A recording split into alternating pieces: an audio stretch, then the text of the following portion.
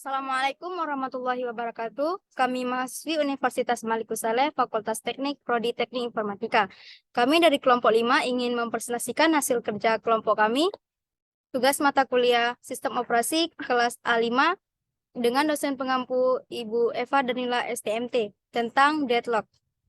Baiklah, sebelumnya perkenalkan, nama saya Rika Makfirah dengan NIM 2201700087 sebagai leader atau pemateri, dan anggota kelompoknya yaitu Raidayani dengan NIM 2201700094, Khairun Nisa Nabila dengan NIM 200170284, Rayyan Ulfani dengan NIM 2201700093, dan Hilyatul Fitri dengan NIM 2201700169. Langsung saja ke materi utama, yaitu model sistem. Jenis resource R1, R2, dan seterusnya, CPU, CICES, memory space, I atau O device. Setiap jenis resource RI mempunyai anggota WI. Setiap proses menggunakan resource melakukan hal di bawah ini. Pertama request, kedua use, dan ketiga release. Apa itu deadlock? Deadlock secara harfiah adalah kebuntuan yang berarti jika di dalam sistem operasi berarti suatu kondisi di mana sekumpulan proses tidak dapat berjalan kembali atau tidak adanya komunikasi antar proses. Definisi lainnya yaitu suatu keadaan di mana sejumlah permintaan yang tidak bisa dijalankan oleh scheduler karena permintaan-permintaan tersebut saling tunggu-menunggu. Deadlock adalah masalah utama dalam penggunaan data secara bersama-sama pada sistem basis data terdistribusi. Sering terjadi deadlock antar transaksi, terutama pada sistem yang menggunakan concurrent control basis locking. Baiklah, untuk materi selanjutnya yaitu penyebab terjadinya deadlock, dan contoh deadlock akan disampaikan oleh anggota kelompok saya yaitu Raidayani. Penyebab terjadinya deadlock adalah terbatasnya sumber daya yang akan digunakan oleh proses-proses.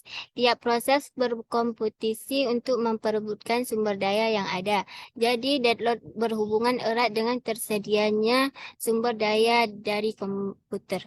Menurut Kaufman 1971, ada 4 kondisi yang dapat menyebabkan terjadinya deadlock. Yang pertama yaitu mutual eksklusif, dan yang kedua memegang dan menunggu. Dan yang ketiga tidak ada prepletion, dan yang keempat menunggu berputar atau circular wait. Contoh deadlock. Kasus prosesor dan printer. Bayangkan ada 2 proses dalam sistem operasi, yaitu proses A dan proses B, yang saling berinteraksi. Proses A perlu mencetak dokumen menggunakan printer, sedangkan proses B perlu menggunakan prosesor untuk melakukan pengolahan data. Namun, hanya ada satu printer dan satu prosesor yang tersedia di sistem. Langkah-langkah eksekusi proses. Yang pertama, proses A mengunci atau mengambil printer. Yang kedua, proses B mengunci atau mengambil prosesor.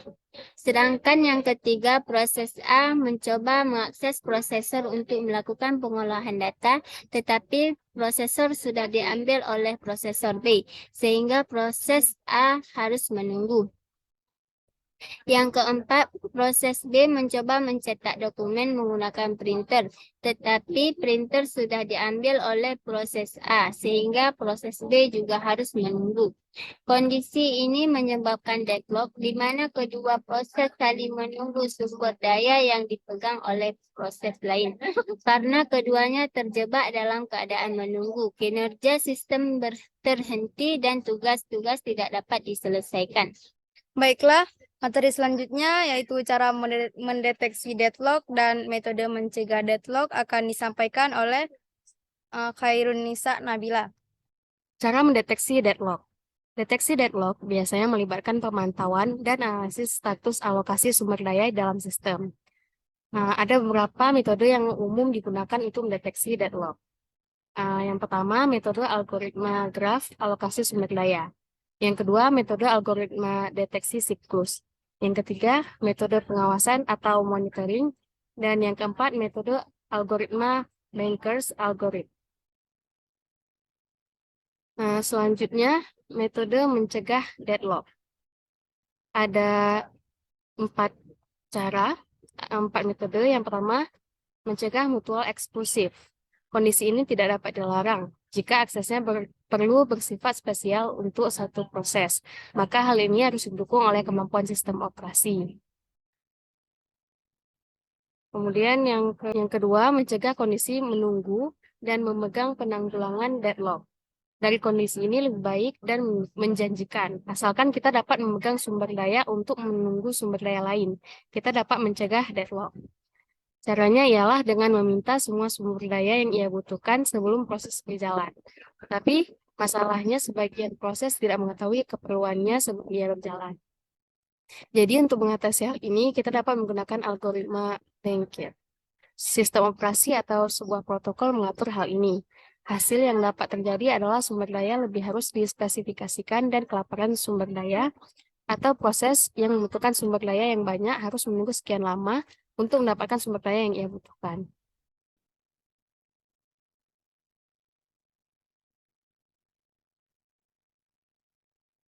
Yang ketiga, mencegah tidak preemption.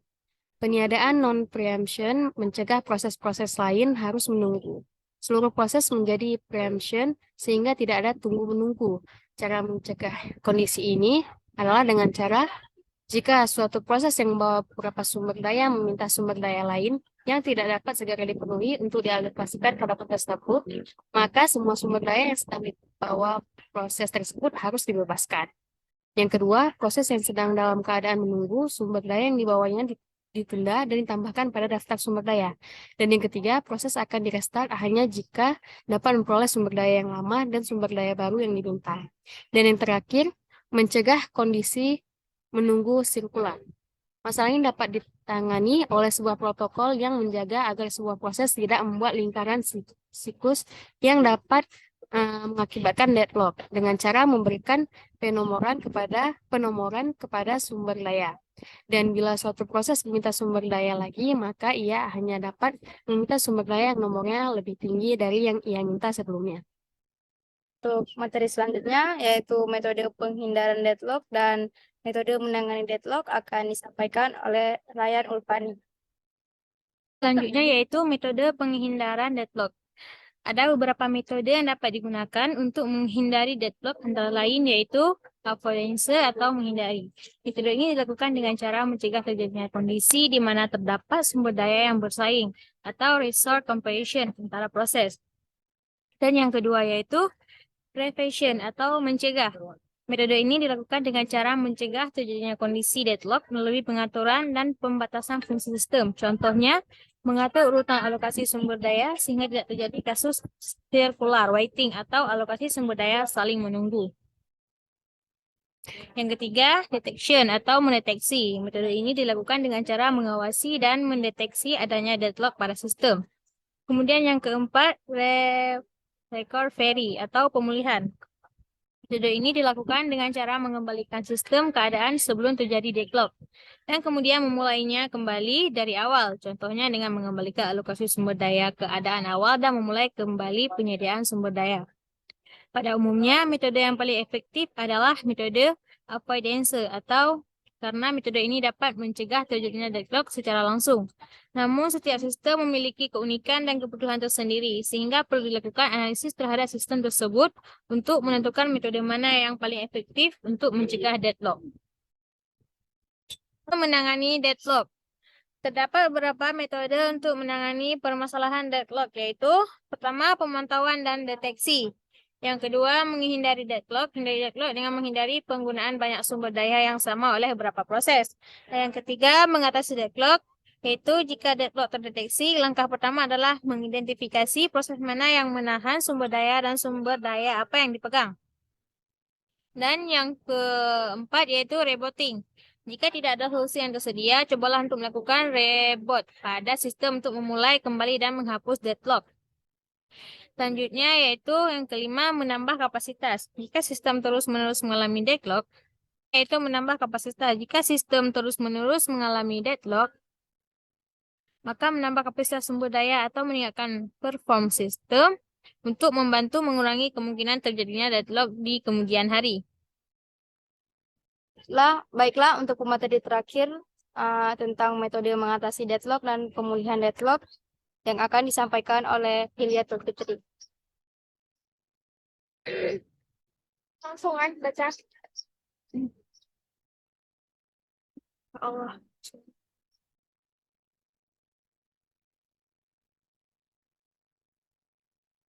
Udah kan?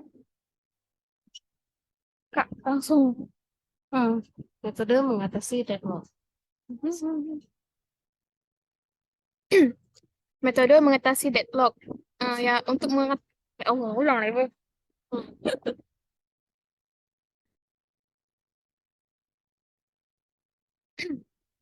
Metode mengatasi deadlock. Untuk mengatasi deadlock, berikut adalah beberapa metode yang dapat dilakukan. Yang pertama yaitu avoidance atau penghindaran. Metode ini melibatkan penggunaan algoritma khusus untuk mencegah terjadinya deadlock sejak awal. Ini melibatkan pengambilan keputusan dinamis dalam alokasi sumber daya untuk menghindari situasi yang dapat menyebabkan deadlock. Yang kedua yaitu prevention atau pencegahan. Metode ini melibatkan pembatasan atau pengaturan batasan untuk menghindari terjadinya deadlock.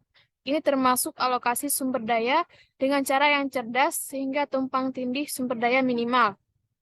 Yang ketiga yaitu detection atau mendeteksi. Deadlock biasanya akan terjadi dengan cepat, sehingga deteksi yang tepat waktu dapat membantu menghindari kehilangan informasi atau kerusakan yang lebih besar. Ini melibatkan sistem yang mencari indikator sinyal untuk menemukan tanda-tanda deadlock dalam sistem. Yang keempat yaitu recovery atau pemulihan. Setelah deadlock terjadi, metode pemulihan bergantung pada tingkat kerusakan yang terjadi. Beberapa operasi dapat dibatalkan dan beberapa data dapat dihapus atau diubah agar sumber daya dapat direkonfigurasi dan deadlock teratasi. Empat yaitu ignoring atau mengabaikan. Kadangkala jumlah deadlock yang sangat kecil serta memiliki dampak rendah sehingga membiarkan deadlock terjadi dengan mengharapkan penganggaran resource lebih merupakan keputusan yang lebih hemat. Tergantung pada situasi dan kebutuhan, salah satu atau beberapa metode dapat digunakan untuk mengatasi deadlock, namun dilakukan pencegahan sejak awal adalah cara terbaik untuk menghindari terjadinya deadlock. Selanjutnya yaitu pemulihan deadlock. Pemulihan deadlock atau deadlock recovery dapat dilakukan dengan salah satu atau beberapa cara berikut. Yang pertama yaitu preemption atau pemaksaan. Sistem dapat memutuskan untuk memaksa salah satu proses untuk melepaskan sumber daya yang diperlukan oleh proses lain agar deadlock dapat dihindari. Yang kedua itu abort atau pembatalan. Sistem dapat membatalkan salah satu proses yang terlibat pada deadlock untuk memulihkan sumber daya dan menghindari deadlock. Yang ketiga, reordering. Yang ketiga yaitu reordering atau penyusunan ulang. Sistem dapat menyusun ulang urutan akses sumber daya oleh proses sehingga deadlock dapat dihindari.